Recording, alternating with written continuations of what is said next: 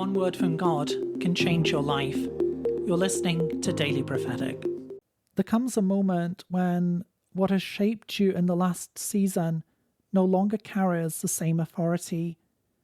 The old patterns, the old labels, the old definitions begin to lose their grip, not because you forced your way out, but because the Lord himself has drawn a new line. The Lord is bringing you into a time of refreshment. He's turning the tide on your life so that the old is being washed clean and the new is being revealed. For the Lord says, I am turning the tide and I'm making all things new.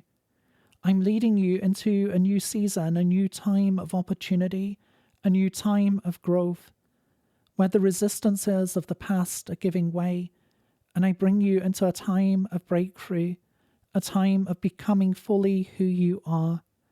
I'm leading you into that which is new. I'm leading you into that which is fresh.